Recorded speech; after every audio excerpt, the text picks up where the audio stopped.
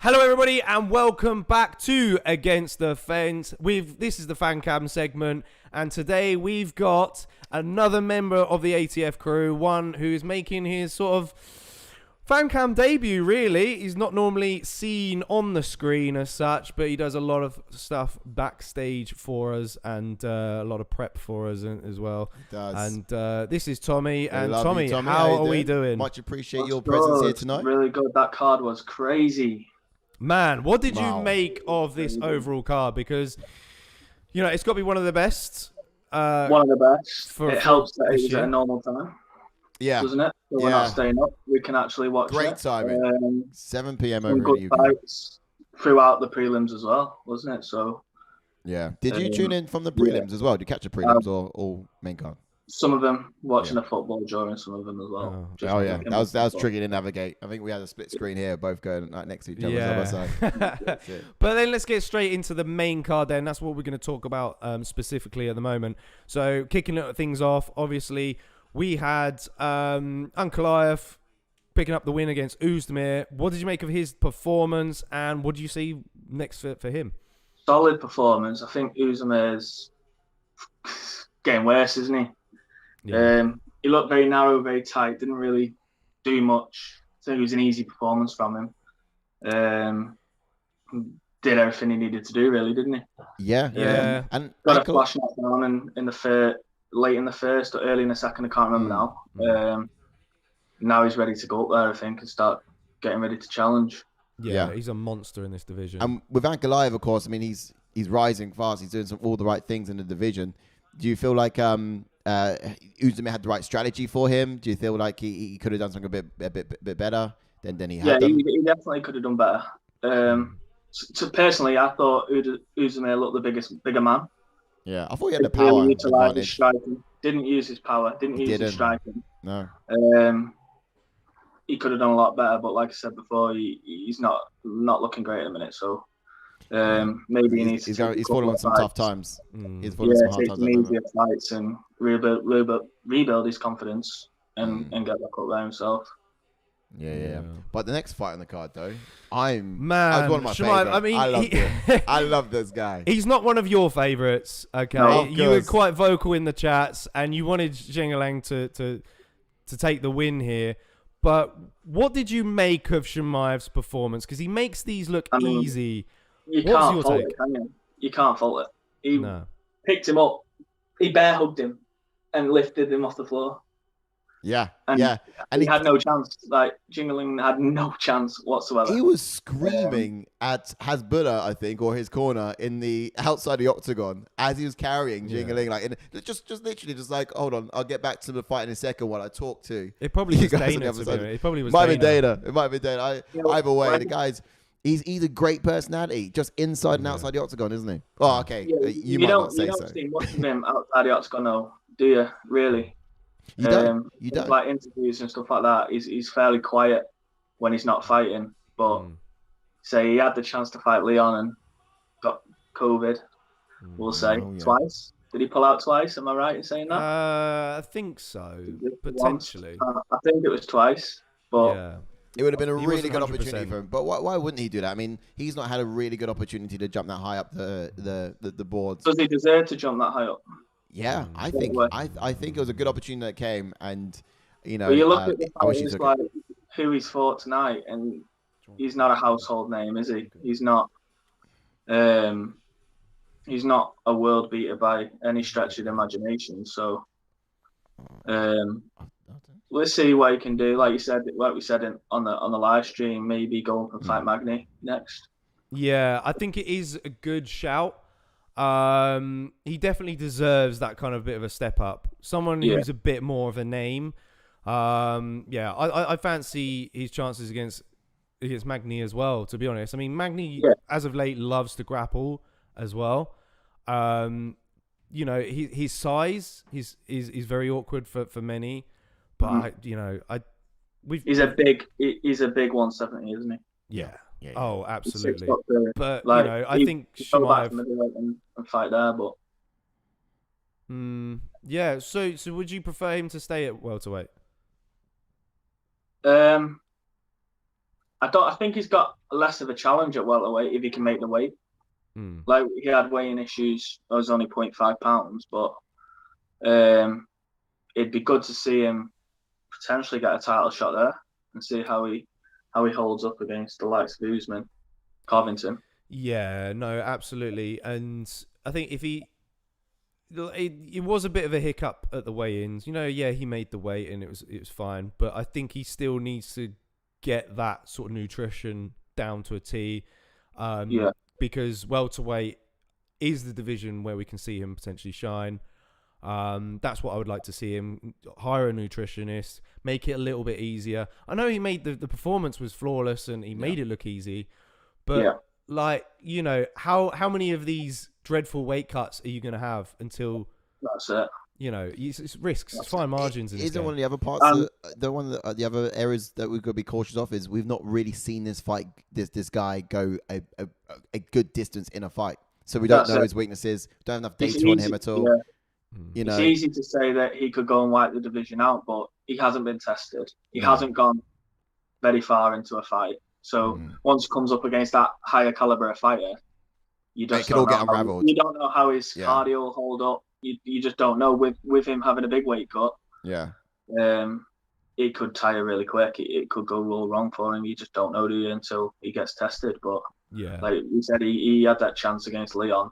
Unfortunately, he got COVID. It'd have been good to see how he matched up against that. But I still have to take him out 9 times out of 10 because he's my boy. So. Yeah, there's definitely still some question marks lay around Chimaev for sure, and sure we over time they're going to be answered, but let's then move on to Volkov then picking up the win against Tybura. It's a bit of a test for Tybura. He just can't get past these sort of top echelon heavyweights, really, can he? I think it's the same with Volkov though, isn't it? Yeah. It was a strange fight. It was a really strange, I don't know. I said this in the live stream. It was a really strange fight. They were a bit hesitant to sort of throw. Yeah. Towards the end of the fight, Volkov started to find his range and started landing a bit more because I thought after the first round, Tybura got tired. Yeah. Tried to do way too many takedowns. He's just massive, isn't he, Volkov? So always going to be hard to take him down. His size and his height and whatnot. He did really well at stuffing him. Yeah, it helps him. Helps with his takedown defense. But I think they're just them type of fighters that in and around maybe 1 or 2 fights away from a title shot, but probably won't make it. Yeah, no, absolutely. And Tybura's takedowns attempts just got sort of slower and slower as the fight got on. Really, it was a shame to see. What would you see is next for Volkov then? Well, most of them are booked, aren't they? If I can remember rightly, there's only Stipe that's not booked, I believe. Is that right? Yeah. Has he fought Rosenstruck? No, we said Rosenstruck, which I think is a good just shout. below him. Yeah, and that could be a good. But the size difference in that fight would be crazy. So it'd be see if Rosenstruck has the power to take him out. It'd be a strange fight again, I think. Yeah, true. I mean, you said in the chat you wasn't that, fan of a Volkov really. And I understand when he fought Garn, I thought he was very hesitant to throw a punch. I thought he was just felt a bit stuck on ideas, a bit do you know what I mean? It's a bit odd, really. I mean, I think something about Garn really sort of, I don't know, he reacted in a strange way, I think, because he was on an impressive streak beforehand, a very impressive streak. Yeah. Well, Garn didn't throw many punches himself. If I can remember the fight correctly, he's not a massive, goes out there and just starts throwing loads of punches, does he? No. He's very technical. He was, takes his shots, does it from range, kicks. You'd think for the size of him, he would use that to his advantage because he's got long arms, he's got a big reach, but he's very hesitant for his punches, is Volkov. Yeah, that was a very sort of technical fight, really. And then let's move on. Sorry? I was going to say, I think that was the worst fight of the main card. Yeah, agreed. It was. I mean, and that's pretty much why it gets put straight in the middle. The next one's exciting. The next one. Let's move on to the people's main event then. Pidian looked not there yet. Impressive. Islam Makhachev, Dan Hooker. I'm jumping ahead of myself. I was just going to say. So this one was quite exciting. This one I thought was a bit more exciting than the last one, of course. But Islam Makhachev versus Dan Hooker. Great fight. Obviously, Islam Makhachev managed to run away with it in the end, of course. Securing that submission. And how did you think that went personally? Do you watching that fight? Do you feel like Dan Hooker had the right strategy going in there? Do you reckon he should have tried something completely different? He's just come off a big fight, hasn't he? So he has. All respect to him for stepping in there on such short notice. And I don't know. He's hard to. I feel like it would be hard to figure out a game plan and to train against someone like Islam Makhachev because he's so good. You see his takedown. Hooker landed, and then he shot that fast. Shot the takedown that fast. Yeah, just got him. I mean, and so slick. Down with him, aren't you? Yeah, simultaneously, while he's throwing the right hand up top, he's grabbing the left leg down there. It's almost like he'd gone back in time and he telegraphed exactly what was going to happen. It was so fluid. It's definitely a move that has been trained so many times. Yeah. Oh, 100%. It's one of them. That fight was a mismatch on the ground, but standing at the feet, in my opinion, I'd say it's a mismatch. I think Hooker could just slap him all day if he could avoid the takedown, but when you're that good at wrestling, it's impossible, isn't it? Yeah, man. Yeah, that's it, of course. And was you someone who's also sort of looking at on paper how Dan Hooker had the reach advantage and of course the height advantage, and think he was going to lean more on that? I mean, I expect to see him lean more on that, but he just didn't get a chance to even use his advantage. I didn't expect Hooker to win the fight at all. I wanted him to win the fight. I picked him to win the fight as well. I was going to say, I'm pretty sure you got every pick. I picked with my heart on my head, but Ash in the chat there saying Tommy 1 and 5. Yeah, got the main one right though, didn't I? Yeah. When everyone zigged, you zagged, and you got it right. Nice one. That's it. I thought Hooker could have lasted a bit longer, and I think he could have done some damage standing. But like I say, as soon as that he shoots for that takedown, it's game over, isn't it? Yeah.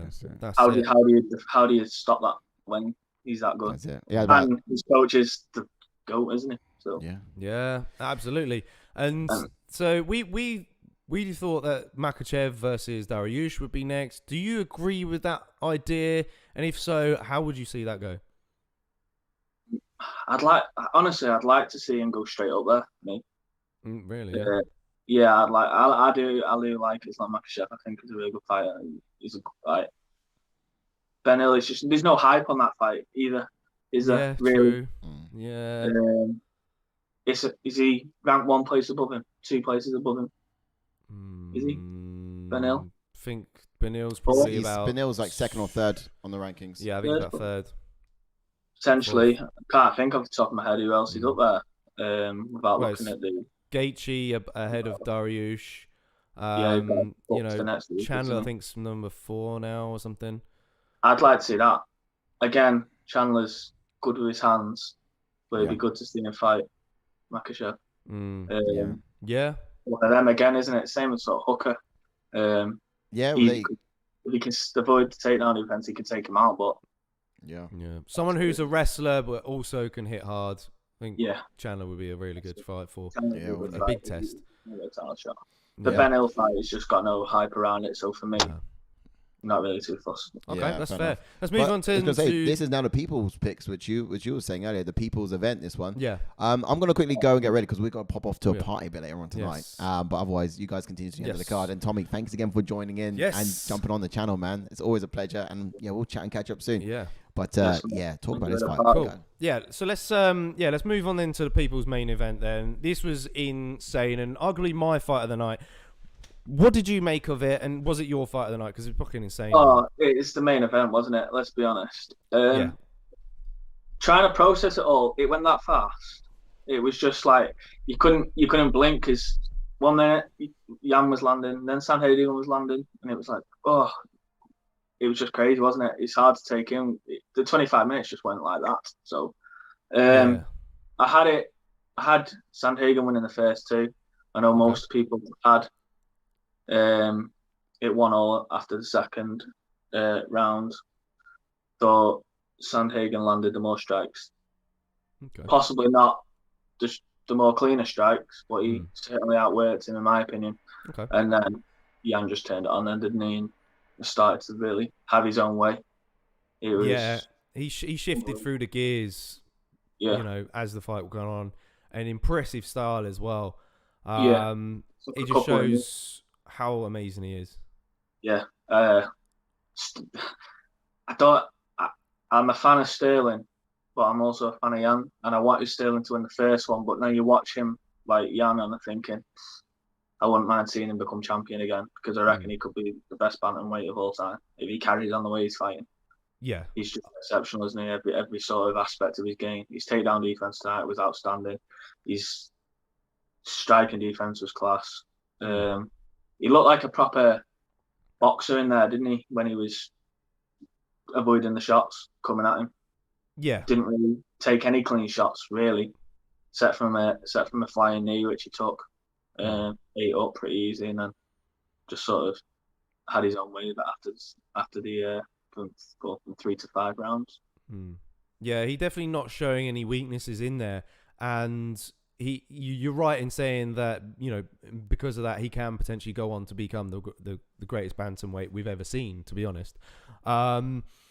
So obviously the Aljo fight is waiting in the wings again. You bothered about that? I'm not sure, because there's a little bit of there's a bit of bad blood there now, isn't there? But obviously you watched the first fight and he manhandled Sterling, didn't he? Yeah. So is he gonna do it again? I don't know, because Sterling made sort of somewhat easy work over Sandhagen, didn't he? He did. Quick work.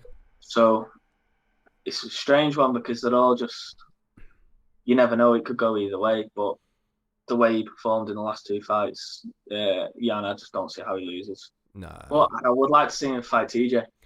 That's what I was screaming at. But I'd like to see that fight, because he's another one that's just a warrior, isn't he? Yeah. So me, when Jan beats Aljo, which I'm thinking he does, in that time process, TJ's going to heal up, and Jan versus TJ is going to happen, and that's basically the best bantamweight in the world type fight, really. Yeah. I mean, if Jan fights Aljo next, I'd like to see the rematch of TJ and Sandhagen again. Yeah, I and think then they maybe fight the winner of them two, because it was a close fight and it could have gone either way. The Sandhagen fight, I thought. And if you look at the fight, if you look at the 2 faces after that fight, you'd think Sandhagen battered him, because TJ's face was messed up, wasn't it? So yeah, true. Yeah, I think Jan deserves the immediate rematch when he wants to fight, when Sterling wants to fight, if he's not pulling out, and maybe get the TJ fight against Sandhagen, get the rematch sorted when he's able to fight again. TJ after this. In my opinion, I would want it to move on, purely because I feel that we were robbed as fans for the. Well, I mean, we did get to see the TJ Cejudo fight. I wanted to see it at bantamweight, and I thought we were a bit robbed with that. So for that reason, that's why I want to see the best bantamweights go at it straight as soon as possible. I don't want to fuck around and and lose out potentially again. But then let's move on then to the main event, where we have a new UFC light heavyweight champion. What did you make of Glover Teixeira's performance? It was outstanding, wasn't it? It was outstanding. He got clipped once, I think. After he landed a left hook, I think he got hit a little bit, but apart from that, he made light work of it. I don't know. After he landed that left hook, he did something to Jan's jaw, because he tapped very fast, didn't he? He did. Yeah, it was. It was hard to tell whether it was under the chin or on the jaw. Yeah. And if it's on the jaw, man, in that position, mate, you're gonna break your jaw. Yeah. But yeah, what a guy. Yeah. What a warrior. Absolute studs. Deserves it. You just couldn't wish it on a better person, to be honest. A nicer guy. He's just, you never see any issues with him. No. He always sort of keeps himself to himself, and he's never quit, has he? And he's fine. He's always smiling as well. Yeah. Got plenty of time for everybody. Obviously, what's next for Glover then is going to be Yuri Prohaska. There's no doubt about that. But how would you see that fight going? I don't know, because he's good, isn't he? He is. He is Um, damn good. I think he could either destroy him straight away, take him out in the first, or Glover just wears and tears him down. But you just don't know, do you? It's really hard to tell because with his age and how good and active he is he going to be able to keep up with him? I'd like to see him retired there and then, to be honest. Go out on top. You've done it now. You've got nothing else to prove. Just go now and your time's done. But if he wants to go and defend, he's got a tough matchup, doesn't he? There's nobody else that can step in there, I don't think. No. Unless it's Yuri. So I'm probably botching his name, to be honest. I can't pronounce it. But yeah, no, that's a fair shout. I'm totally pumped and excited to see it. I think Glover, the true warrior in Glover and the competitor in Glover is going to make himself defend that belt, in my opinion. I think it is a very tough day at the office though for him. Yeah. I'd be surprised. I wouldn't be surprised if John Jones comes back at light heavyweight and tries to get his belt the easier way. I think it's too far now. He's made that commitment to heavyweight personally. That's it. Yeah. But I'd still love to see that nonetheless. Still, but quick before we wrap up this, then, what was your favourite finish of the night? Favourite finish? It's gonna have to be Glover, isn't it? It's gonna have to be just because he's done it. He's finally done it after all the years. Yeah. There's so much more weight to it, really, isn't there? Yeah, but probably that the whole card, because we obviously the prelims, Lerone Murphy, he's one of our own, isn't he? Manchester boy. Yeah, and he's a red as well. Against 10-0, undefeated. So I was buzzing with that one. Yeah, that's probably it. Probably them two. All right. Well, top input, Tommy. Thanks for joining us on the fan cam. We'll speak soon, brother. This is all we got time for at the moment with ATF. Thanks for tuning in. Sai says goodbye as well. And we'll hopefully see you guys again soon. Stay tuned next week for UFC 268. And don't forget to hit that like and